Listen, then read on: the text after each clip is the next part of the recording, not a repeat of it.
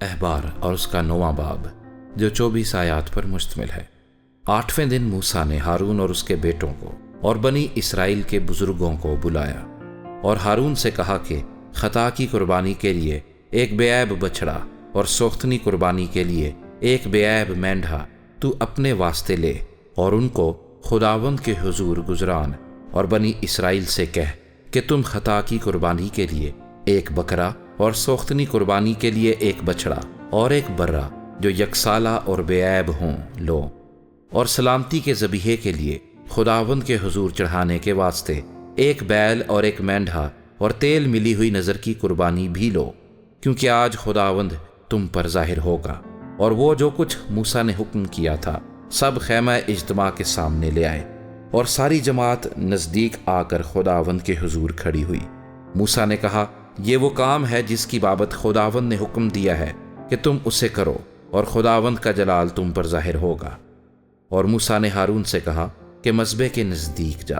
اور اپنی خطا کی قربانی اور اپنی سوختنی قربانی گزران، اور اپنے لیے اور قوم کے لیے کفارہ دے، اور جماعت کے چڑھاوے کو گزران اور ان کے لیے کفارہ دے، جیسا خداوند نے حکم کیا ہے۔ سو ہارون نے مذبح کے پاس جا کر اس بچڑے کو جو اس کی خطا کی قربانی کے لیے تھا ذبح کیا، اور ہارون کے بیٹے خون کو اس کے پاس لے گئے، اور اس نے اپنی انگلی اس میں ڈبو کر اسے مذبح کے سینگوں پر لگایا، اور باقی خون مذبح کے پائے پر انڈیل دیا، لیکن خطا کی قربانی کی چربی اور گردوں اور جگر پر کی جھلی کو اس نے مذبح پر جلایا، جیسا خداوند نے موسیٰ کو حکم کیا تھا، اور گوشت اور کھال کو لشکرگاہ کے باہر آگ میں جلایا۔ پھر اس نے سوختنی قربانی کے جانور کو ذبح کیا، اور ہارون کے بیٹوں نے خون اسے دیا، اور اس نے اس کو مذبح کے گردا گرد چھڑکا، اور سوختنی قربانی کو ایک ایک ٹکڑا کر کے سر سمیت اس کو دیا، اور اس نے انہیں مذبح پر جلایا، اور اس نے انتڑیوں اور پایوں کو دھویا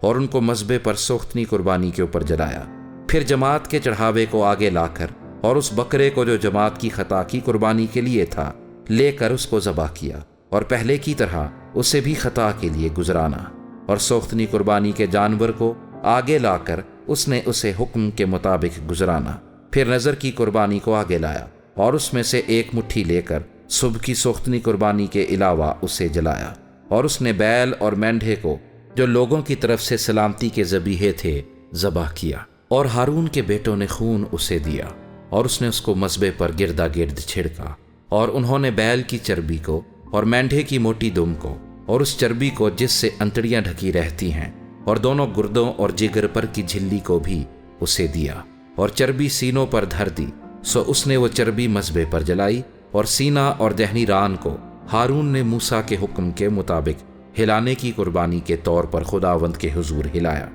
اور ہارون نے جماعت کی طرف اپنے ہاتھ بڑھا کر ان کو برکت دی، اور خطا کی قربانی اور سوختنی قربانی اور سلامتی کی قربانی گزران کر نیچے اتر آیا۔ اور موسیٰ اور ہارون خیمہ اجتماع میں داخل ہوئے اور باہر نکل کر لوگوں کو برکت دی۔ تب سب لوگوں پر خداوند کا جلال نمودار ہوا، اور خداوند کے حضور سے آگ نکلی اور سوختنی قربانی اور چربی کو مذبح کے اوپر بھسم کر دیا۔ لوگوں نے یہ دیکھ کر نعرے مارے اور سرنگوں ہو گئے۔